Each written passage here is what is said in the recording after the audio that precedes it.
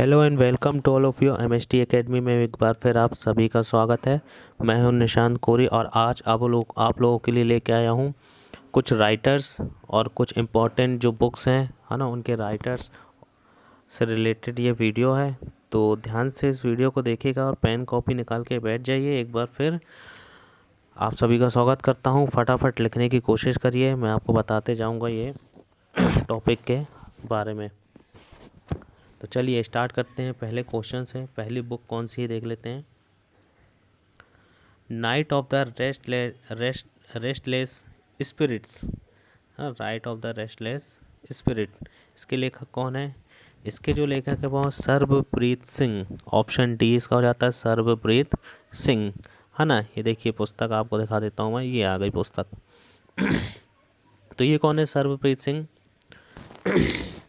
ये एक पॉडकास्टर हैं, लेखक हैं, नाटककार हैं। इन्होंने 1984 में जो सिखों के साथ जो दंगे हुए, सिखों का जो नरसंहार हुआ था उसके बारे में है, सिखों के जीवन के बारे में है ना, सिखों पर प्रभाव के माध्यम से ये घटना को दिखाते हैं। तो कब की पुस्तक है? 1984 की पुस्तक है, ठीक है। और इसका प्रकाशन किसने किया है? इसका प्रकाशन किया है penguin random house private limited. इसका प्रकाशन किसने किया है? Penguin random house India private limited द्वारा प्रकाशित की गई है। ये बुक का नाम क्या है? Night of the restless spirits. Okay, इसके लेखक कौन हो जाएंगे? सर्वप्रीत सिंह। नेक्स्ट पुस्तक देखते हैं कौन सी है book. C is for cat, D is for depression. अच्छी पुस्तक है। देखिए ये किसकी पुस्तक है? ये है ऑप्शन बी, सेकंड वाला, कैरवी भारत राम जी की पुस्तक है। ये एक बच्चों की किताब है, ठीक है ना, जो मानसिक स्वास्थ्य, निराशा और आशा के साथ छोटे बच्चों पर को उनकी यात्रा पर ले जाती है ये पुस्तक, ठीक है ना। आजकल देख रहे हैं बहुत छोटे छोटे बच्चे बहुत डिप्रेशन में आते जा रहे हैं, है ना। तो उनके लिए एक राइम के माध्यम से उनको जो बढ़ती स्वास्थ्य चिंताओं हैं, है ना, उसको एक अवसाद के रूप में और राइम के माध्यम से समझाया गया है। तो एक किसकी पुस्तक है? ये कैरवी भारत राम जी की पुस्तक है। और किसकी है? ये बच्चों की एक किताब है, ठीक है। ये देख लीजिए पुस्तक, ये आ गई। C is for cat, D is for depression. चलिए नेक्स्ट किताब देखते हैं कौन सी होगी।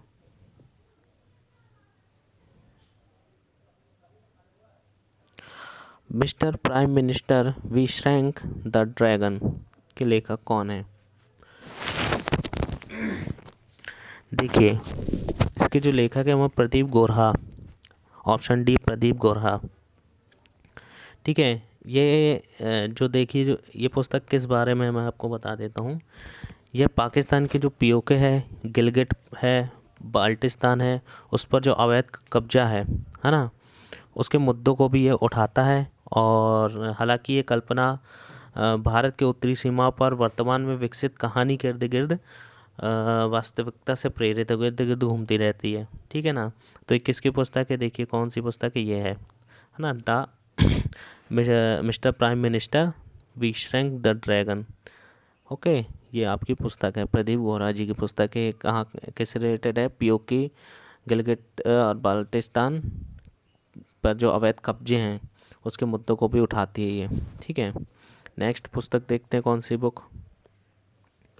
Portraits of power. Portraits of power के लेखक कौन है? तो देखिए ये जो है वो है एन.के. सिंह। एन.के. सिंह, ठीक है। इनके बारे में कुछ मैं आपको बता दूं।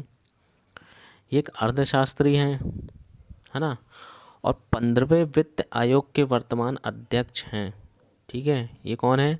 एक अर्थशास्त्री हैं और 15वें वित्त आयोग के वर्तमान अध्यक्ष हैं।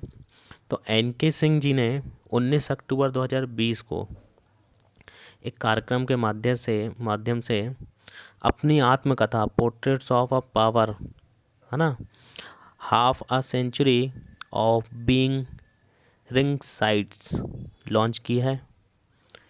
इन्होंने 1964 से शुरू होकर जब वह आईएएस में शामिल हुए, ठीक है ना, ये उनकी पुस्तक है।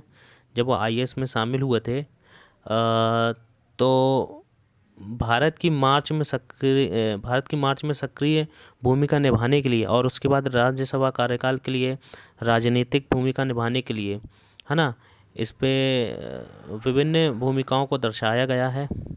और इस पुस्तक का जो प्रकाशन है किसने किया है, रूपा पब्लिकेशन इंडिया द्वारा प्रकाशित किया गया है। ठीक है, मैं एक बार और बता देता हूँ इस पुस्तक में क्या है। इनकी आत्मकथा है, कब से लेकर जब वह 1964 में आईएएस में शामिल हुए हैं, ठीक है ना। और जब भारत की मार्च में सक्रिय भूमिका निभाने के लिए और फिर उसका राज्यसभा के कार्यकाल के लिए राजनीतिक भूमिका निभाने के लिए, ठीक है, ये सब चीज़ें उनके बुक में दर्शाया गया है। और ये कब लॉन्च हुई है, 19 अक्टूबर 2020 को हुई है। ये एक अर्थशास्त्री हैं और 15वें वित्त आयोग के अध्यक्ष हैं। इसको किसने पब्लिश किया है, प्रकाशन किसने किया है, रूपा पब्लिकेशन इंडिया द्वारा प्रकाशित किया गया है। ये आपकी बुक है, देख रहे होंगे एन.के. सिंह जी बैठे हैं सामने। चलिए नेक्स्ट देखते हैं। द बैटल ऑफ बिलोंगिंग के लेखक कौन है, द बैटल ऑफ बिलोंगिंग। देखिए ये एक संसद सदस्य भी हैं, एक लेखक भी हैं, इनका नाम है शशि थरूर जी।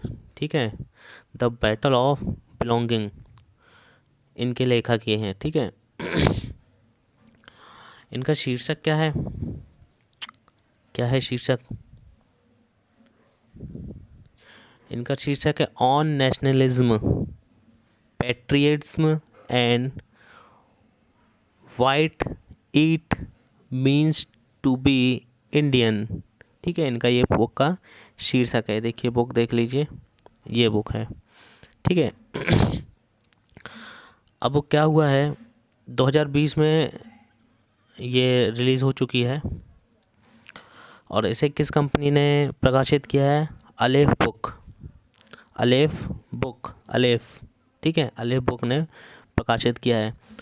तो शशि थरूर जी ने दुनिया भर में और विशेष रूप से भारत में राष्ट्रवाद के सिद्धांत, विकास और अभ्यास पर पुस्तक को अपनी भव्यता के रूप में वर्णित किया है इन्होंने। ठीक है ना। तो ये कौन है, ये संसद के सदस्य भी हैं, लेखक भी हैं, किसके, द बैटल ऑफ बिलोंगिंग के। ठीक है, इसका आंसर हो जाएगा शशि थरूर जी। नेक्स्ट बुक देखते हैं।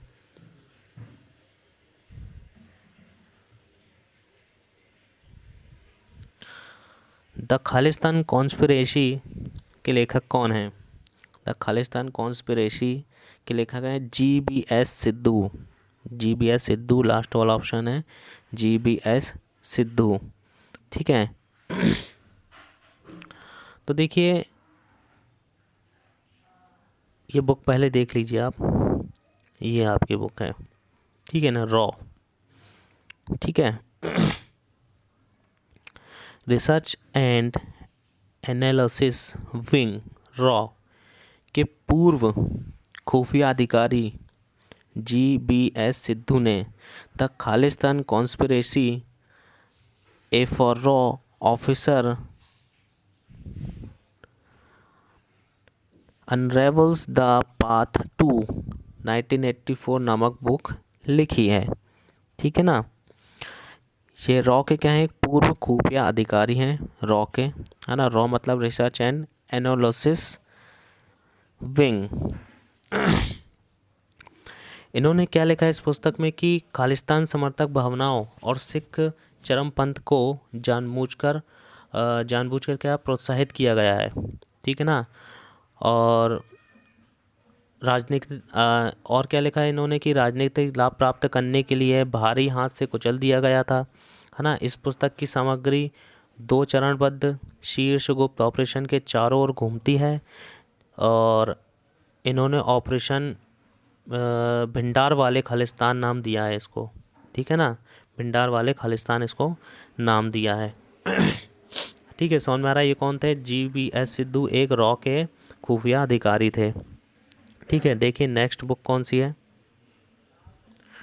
स्वच्छ भारत मिशन नामक पुस्तक को किसने आधिकारिक रूप से लॉन्च किया है, किसने लॉन्च किया है, ठीक है ना, ये पूछा है।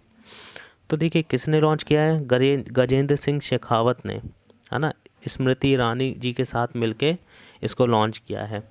ठीक है ना। तो इस पुस्तक को जल शक्ति मंत्री गजेंद्र सिंह शेखावत और वस्त्र एवं महिला बाल विकास मंत्री स्मृति ईरानी ने 4 अगस्त 2020 को, ये बुक देख लीजिए, 4 अगस्त 2020 को नई दिल्ली में आधिकारिक रूप से लॉन्च किया है।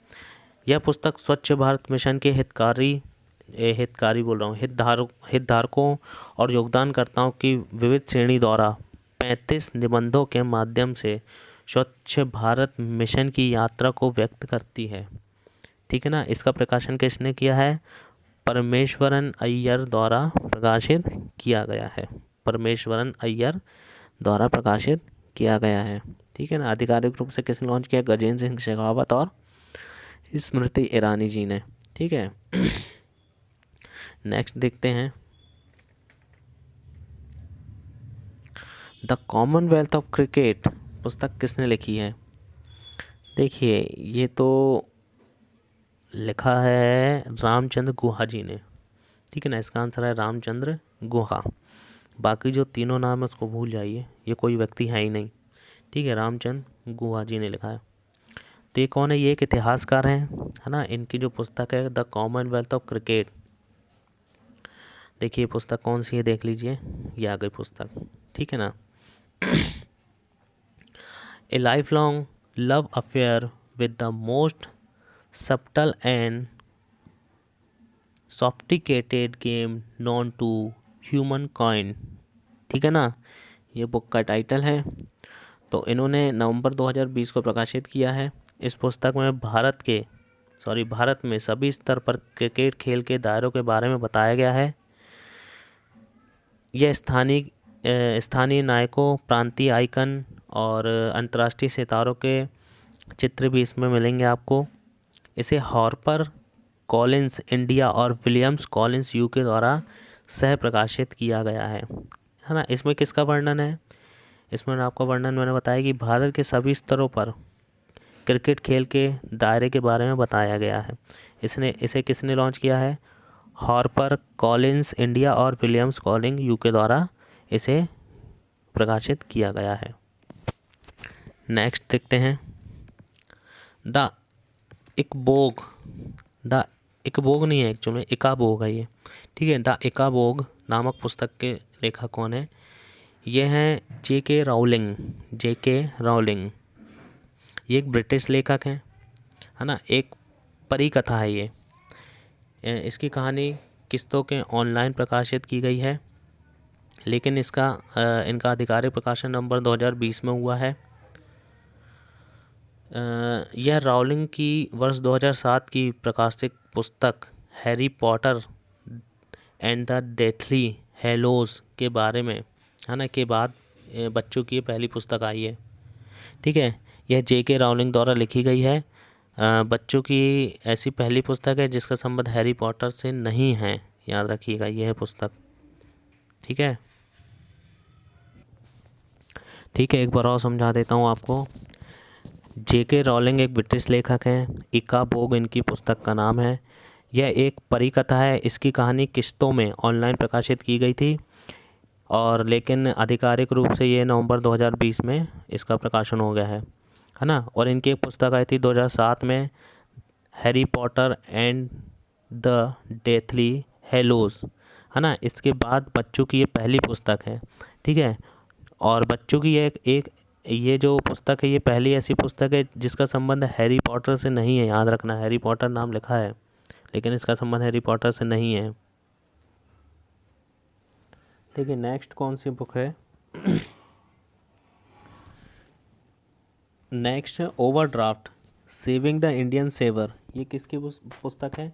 ये देखिए पुस्तक है उर्जित पटेल जी की, है ना। ये कौन है? आरबीआई के पूर्व गवर्नर है उर्जित पटेल, भारतीय रिजर्व बैंक के पूर्व गवर्नर हैं। ये इनके द्वारा लिखी गई 24 जुलाई 2020 को प्रकाशित हुई है ना। इसका जो प्रकाशन किया किसने किया है? हार्पर कॉलिंस इंडिया ने किया है इन्होंने। और किसका किया था?